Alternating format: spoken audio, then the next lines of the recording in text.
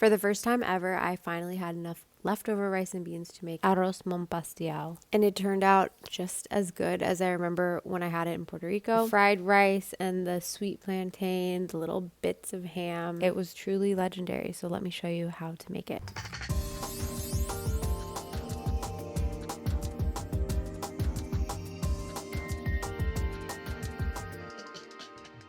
Okay, so of course you have to have leftover rice and beans to make this recipe. So whether you get them from a restaurant and just let them chill in your fridge overnight or make them from scratch, it's totally up to you, but make sure you have them ready to go before you start cooking. And then we are starting by frying up one sweet plantain. I like to cut this into little bite-sized pieces, but you could totally do full circles, you could do little dices, really whatever you want here.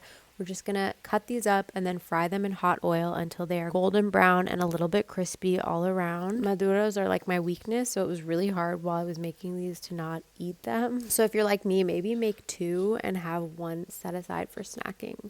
You know, it's up to you. Okay, so once those are done, we're just gonna set them aside on a paper towel lined plate to drain, and then we'll pour out our oil and then just clean out our pan and then add in our diced ham. I'm using bacon because I had some in my fridge, but you could do any kind of ham that you like. And we're just cooking that until it gets a little bit crispy before adding in our onion and bell peppers. You can use any color of bell pepper you like here. I've seen so many different variations of this dish, so just have fun with whatever you have available to you. And we're just cooking this all together in that rendered bacon fat until the onions become translucent, and then we can add in our minced garlic and our sofrito. Now at this point my kitchen was smelling like heaven on earth. It was so exciting. I was like drooling over my pan. We just want to cook this until the sofrito and the garlic become super fragrant, and then we can add in our fried plantain, and we'll just mix everything just to get that plantain incorporated before we go in with our leftover beans and rice. Now I used some leftover beans from a local Puerto Rican restaurant I like to go to. If you need a recipe for this, I have my habichuelas guisadas recipe on my site that you can check out. And then we're also adding in our leftover rice and some sazon.